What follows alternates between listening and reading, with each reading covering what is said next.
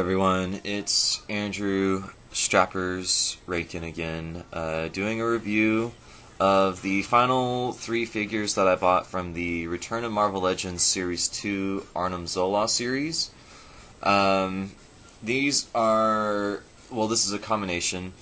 We have Madame Mask, who is the supposed regular release figure of the Marvel Madams from Series 2. And then I have Thunderball right here, who is the regular figure of the Wrecking Crew from Series 2.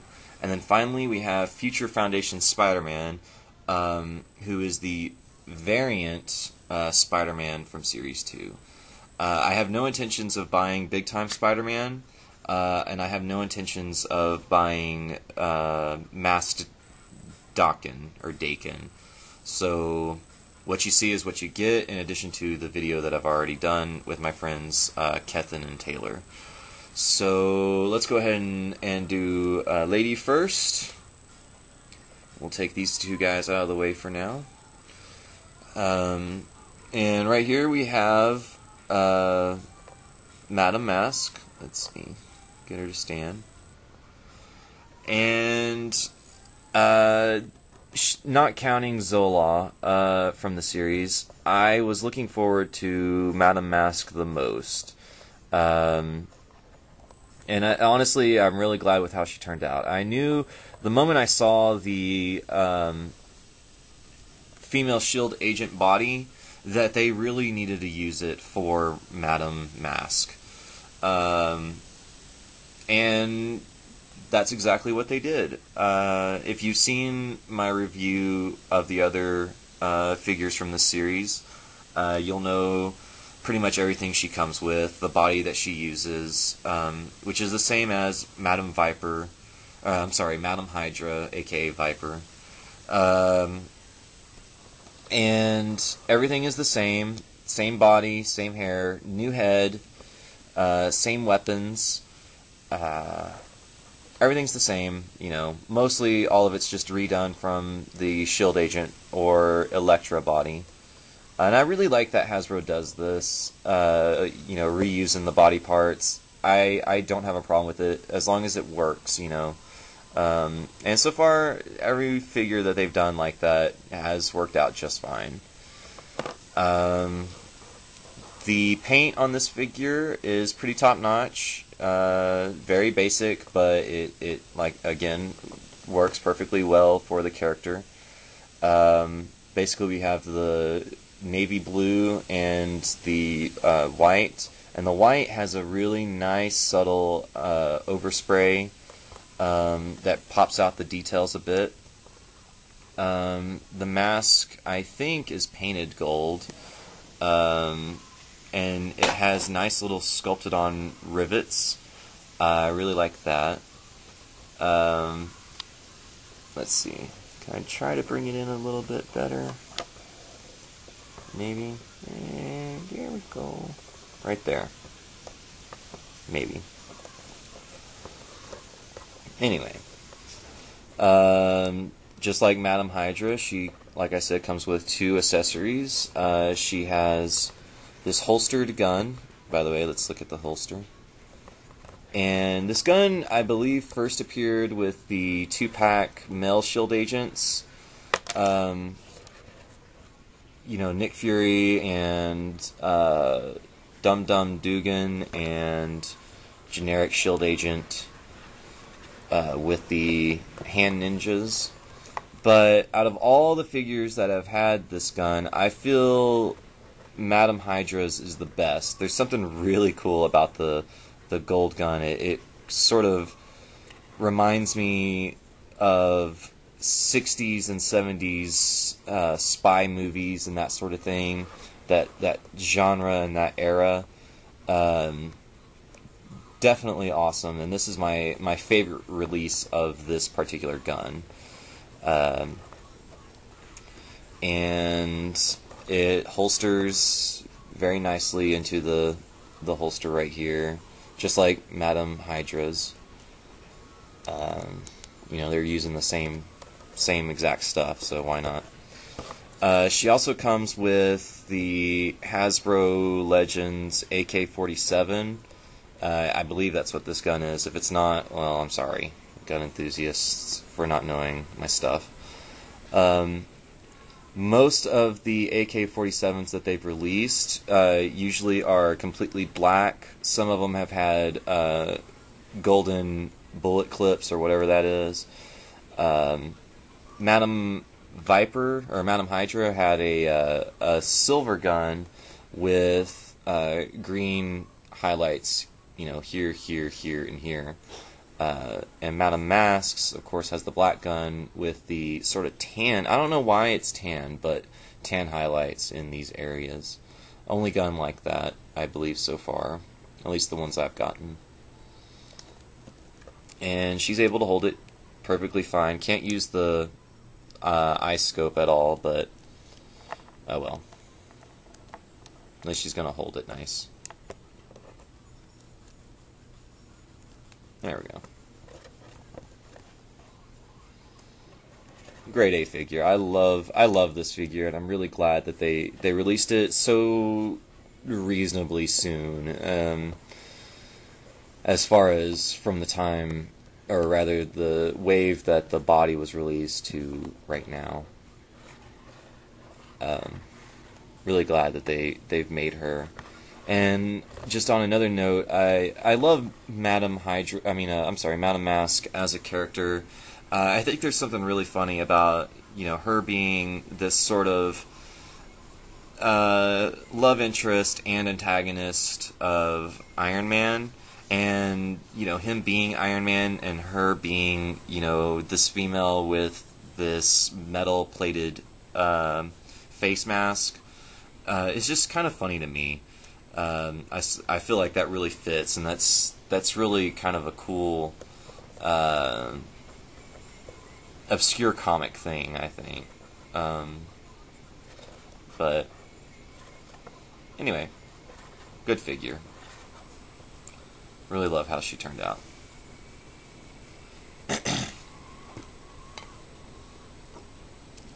The next figure in my review is Thunderball, who is the regular Wrecking Crew member from Return of Marvel Legends Series 2.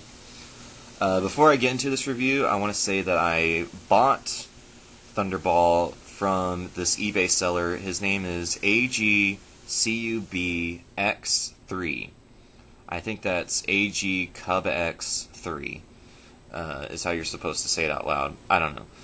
I was not satisfied with this person's transactions. He had zero communication.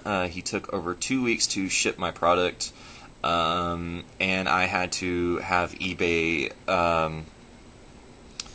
get in touch with him through their protection plan service in order to finally get my action figure.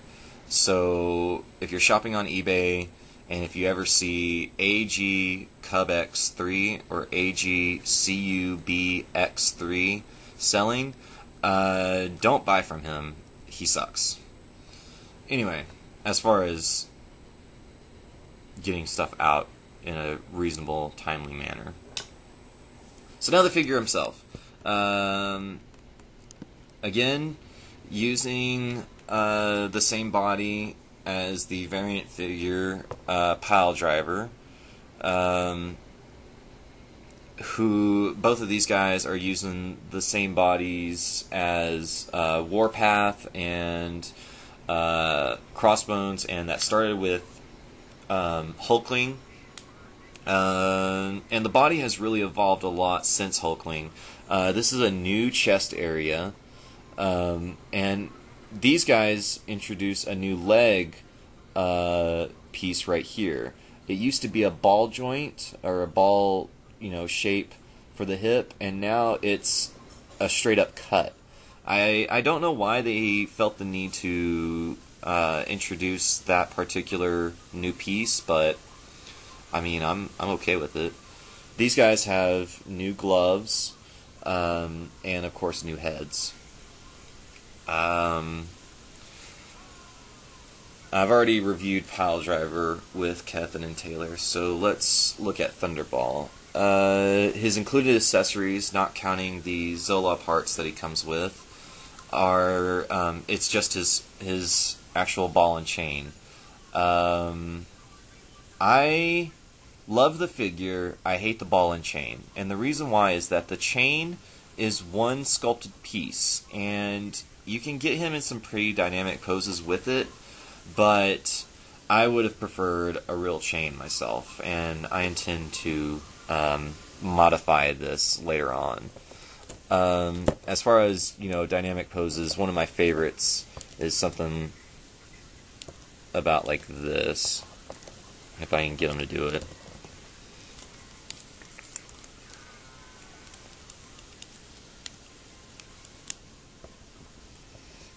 Just kind of swinging it out there. I just thought that was kind of cool.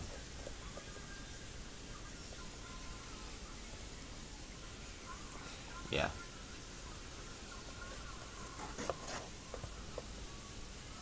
Anyway, my friend Wake Angel 2001. By the way, if you have a chance, subscribe to his videos. He's almost to 1,000 subscribers, and that's pretty cool.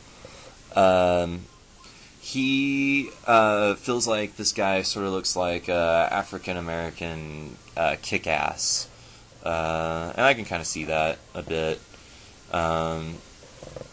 The yellow and green pretty much look just like Kick-Ass these days.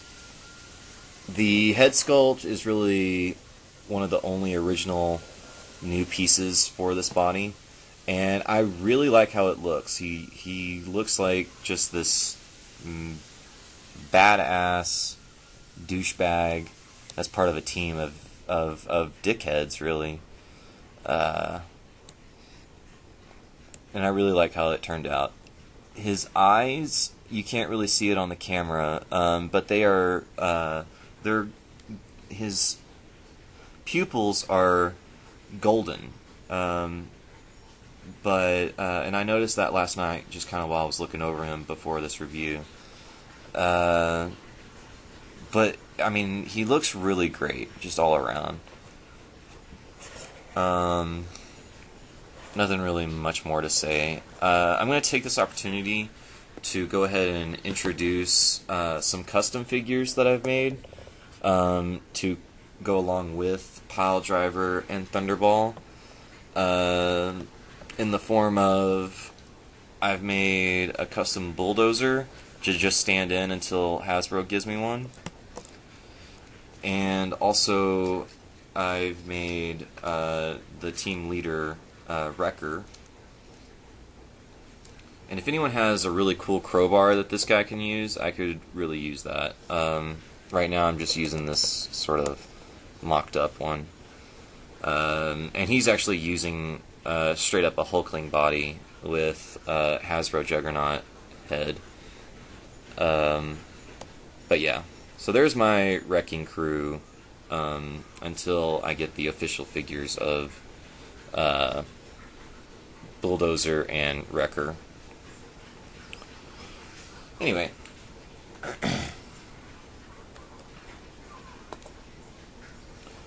And finally I have the variant Spider-Man action figure from the series. I bought this one because of its association with the Fantastic Four, and this one is known as the Future Foundation Spider-Man. As far as accessories, he didn't come with anything at all, not even a Zola part. The reason being is that because of his, A-list status, Hasbro has picked one character from the waves to not come with a Build-A-Figure part, Spider-Man being the one that had that cut from his wave. I know that this is the variant figure of the Big Time Spider-Man. I don't know really who Big Time Spider-Man is or what his angle is or anything like that. I know that Future Foundation Spider-Man is Peter Parker after he joined Reed Richards' reformed Fantastic Four known as Future Foundation. Once Johnny Storm had I guess, briefly died in the comics. Spider-Man is using the time and true tradition of the Bullseye body, and I really like this body. I know a lot of people are kind of getting tired of it, but I have no problem whenever it pops up. It's been featured, I think, about 149 times. That's a rough estimate, but yeah, it's been used a lot. But again, I have no problems with it. The paint apps on him are pretty solid. A couple of things. These dots right here are a bit distracting for me. They could have just colored that in. They probably should have painted or something the wrist joint right there. The ball discs, this stripe right here is also a bit distracting. Same goes for the dots right here, and that's on both sides, of course. And then for some reason this white line, I don't know why that's there at all. I think this is supposed to be one solid black detail, and it's just not there. So aside from those things, good paint apps, strong, lines, strong, features. Since it's the bullseye body, practically all the same articulation. Doesn't have finger joints, but has a great fist and a very prominent thwip hand. And he has this sort of new ankle articulation, which I like a lot. I don't have a problem with it. It gives you the side-to-side swivel. No toe articulation, and that kind of bugs me. And no calf cut, and I don't like that either. So if we could have gotten the calf cut and the toe articulation, this guy would be getting a grade A status, but right now he's just sort of like solid B. Anyway, just black and white, no other paint apps or anything. Mine's spider head on the chest is a little uneven. I may or may not touch that up. I don't know. If I touch it up, I'm afraid I'll just make everything worse. But I don't think they're all like that. Anyway, glad to have a Fantastic Four related Spider-Man that's not Bagman. So, anyway, that's pretty much my review of these three figures. We've got, like I said, Future Foundation, Spider-Man, Thunderball, and Madame Mask. To wrap up my Arnim Zola Series 2 Return of Marvel Legends figures. So, hope you enjoyed the review. Please subscribe, comment, and thanks for watching.